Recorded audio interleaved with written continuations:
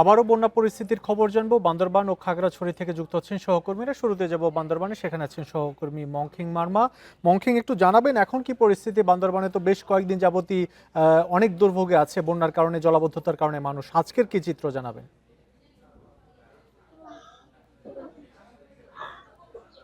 তো বন্যার পানি আসলে যতখানি নামার কথা ততখানি নামছে না।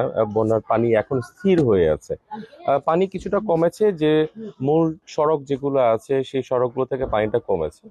কিন্তু বান্দরবানের যে সকল নিচু এলাকা আছে, বান্দরবান সদর উপজেলা সহকারে পৌরসভা এলাকায়, এগুলো কিন্তু এখনো পানির নিচেই তলিয়ে আছে। তো সর্বশেষ যদি বলা যায় যে বন্যার পরিস্থিতি এখনো পর্যন্ত মানুষের যে মানবতা জীবন সেটি কিন্তু আহ, আহ, এখানে মানুষদের দুর্ভোগ সেটা কিন্তু কাটছে না। আমি যদি একটু দেখাই যে এদিকে আমি যে জায়গায় আছি এটি মূলত ইসলামপুর পৌরসভা এলাকায়, ইসলামপুর নাম একটি জায়গা। এখানে প্রায় দোতলা বাড়ি, বলা যায় যে এই দোতলা বাড়ি পর্যন্ত পানি উঠেছে এখানে। এবং এখানে যারা আছেন তারা অনেকেই আশ্রয় কেন্দ্রে গিয়েছেন বা অনেকেই আত্মীয় স্বজনের বাসায় গিয়েছেন। এখানে যাতায়াতের জন্য মূলত যে পৌরসভার পক্ষ থেকে দুটি প্লাস্টিকের নৌকো দেওয়া হয়েছে। এটাতে করে সচরাচর মানুষ বাজারে যাওয়া আসা করেন। খুব জরুরি প্রয়োজন হলে এই নৌকাগুলো দিয়ে ওনারা যাতায়াত করে থেকে থাকেন। তো মূলত এভাবেই এই ইসলামপুরের মতো যে জায়গা যেগুলো আছে, আর্মি পাড়া, মেম্বার পাড়ার নিচু এলাকা, এগুলো কিন্তু এভাবেই এখনো পানিতে নিমজ্জিত হয়ে আছে, পানি তলিয়ে আছে। তো যে বিষয়টা একটু বুঝে রাখতে চাই যে কিছুক্ষণ আগেই এখানে জেলা প্রশাসক ও পৌরসভার পক্ষ থেকে ত্রাণ দেওয়া হয়েছিল, এবং যারা এখানে দুর্ভোগের যে বন্যার্ত চিত্র যারা আছেন দেখছি, এরকম আসলে বান্দরবানে আর কয়টি এলাকা এরকম দুর্ভোগের মধ্যে আছে? এর আগে ওনারা কখনো এরকম বান্দরবান জেলা শহর তো আছে, জেলা শহরের পাশাপাশি লামা এবং আলীকদমের যে নিচু জায়গা, রোয়াংছড়ির কিছু নিচু জায়গায়, এখানে কিন্তু এখনো পর্যন্ত এই ধরনের কিন্তু চিত্র বলা যায়। বেশিরভাগ এলাকায় কিন্তু পানিতে তলিয়ে গেছে, এবং তারা অনেকেই ঘর থেকে বের হতে পারছে না, অনেকে ঘর থেকে বের হতে পারছে না। দুর্ভোগ আসলে চরমে মানুষের। তো মূলত এভাবেই বান্দরবানের সাথে যে যোগাযোগ ব্যবস্থা যদি বলি, যে যোগাযোগ ব্যবস্থা এখনো বিচ্ছিন্নই বলা যেতে পারে।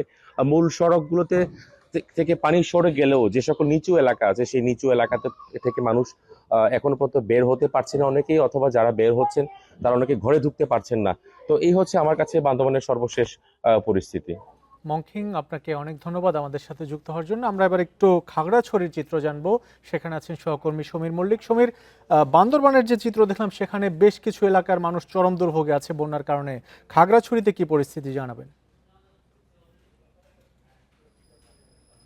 দেখুন, খাগড়াছড়িতে বন্যা পরিস্থিতির উন্নতি হয়েছে, কিন্তু বন্যা পরবর্তী যে ধরনের দুর্ভোগ তৈরি হওয়ার কথা সে ধরনের দুর্ভোগ কিন্তু এখানকার মানুষ মোকাবেলা করছে।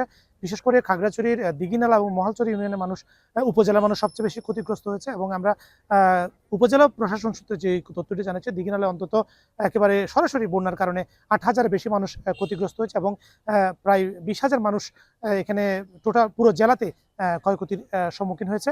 এবং সবচেয়ে যে ক্ষতিটা হয়েছে আসলে এখানকার যে গ্রামীণ সড়ক রয়েছে, বিশেষ করে মহালছড়ি উপজেলার একটি ইউনিয়নের সাথে উপজেলা সদরের যে যোগাযোগ, মোবাচড়ির সাথে উপজেলার যে মহালছড়ি উপজেলার যে যোগাযোগ, সেটি বন্ধ রয়েছে। সেখানকার একটি গ্রামীণ সড়ক একেবারে পানির তোরে ভেসে গিয়ে সেখানকার যে যাতায়াত সেটি বন্ধ রয়েছে। এখন মানুষ বিকল্প উপায় অর্থাৎ বোটে করে চলাচল করছে। এবং প্রায় 5 দিন বন্ধ থাকার পরে দিঘিনালার সাথে যে লংগদুর যে সড়ক যোগাযোগ, সেটি কিন্তু স্বাভাবিক হচ্ছে। আজকে সকাল থেকে সেখানকার সড়ক থেকে পানি নেওয়া যাওয়ার কারণে প্রায় 5 দিন পরে লংগদুর, রাঙামাটির লংগদুর সাথে খাগড়াছড়ি সহ সারা দেশের যে সড়ক যোগাযোগ সেটি স্বাভাবিক হচ্ছে। কিছুক্ষণ আগে আমি এখানকার যিনি কৃষি বিভাগের যিনি সম্প্রসারণ কর্মকর্তা রয়েছেন তার সাথে কথা বলব। তিনি বলেছেন এই 4-5 দিনের যে সৃষ্ট বন্যায় অন্তত 1031 হেক্টর যে জমির ফসল, এখানে আউশ রয়েছে, আমন রয়েছে, আমনের বীজতলা, পাশাপাশি যে গ্রীষ্মকালীন যে সবজি সেটিও কিন্তু ক্ষয়ক্ষতির শিকার হয়েছে।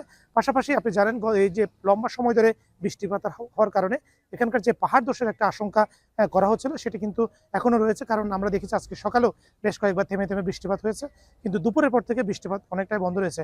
সেক্ষেত্রে যদি আগামী কয়েকদিন বা রাতের বর্ষণ হয়, সেক্ষেত্রে পাহাড় ধসের একটা নতুন করে ঝুঁকি রয়েছে। আর এখানে যে সমস্ত এলাকাগুলোতে প্লাবিত হয়েছে সেখানে প্রশাসন, বিশেষ করে খাগড়াছড়ি জেলা প্রশাসন এবং জেলা পরিষদ, এই দুটি সংস্থার পক্ষের পাশাপাশি রেড ক্রিসেন্ট এবং সেনাবাহিনী এবং বিজিবি এদের পক্ষ থেকে কিন্তু বিভিন্ন ত্রাণ সহায়তাগুলো দেওয়া হচ্ছে। এবং আজকে যারা গতকাল পর্যন্ত যারা আশ্রয়কেন্দ্রে ছিল, অনেকে আজকে সকালে তাদের ঘর বাড়িতে চলে গেছে। অর্থাৎ বন্যা পরবর্তী আসলে যে ধরনের দুর্ভোগ, সেটির সাথে আসলে মানুষকে এখন এই মুহূর্তে লড়াই করতে হচ্ছে। এবং মাইনি এবং চেঙ্গি নদীর যে অবস্থা আমরা দেখেছি, সেটির পানির স্রোত অনেকটাই কমে গেছে এবং উজানের যে ঢল, সেটিও প্রায় বলা যায় যে অনেকটাই কমে এসেছে। খাগড়াছড়িতে বন্যা কমে আসতে শুরু করেছে, তবে ক্ষয়ক্ষতির চিহ্ন ভেসে উঠছে, সেই খবর জানাচ্ছিলেন সহকর্মী সমীর মল্লিক।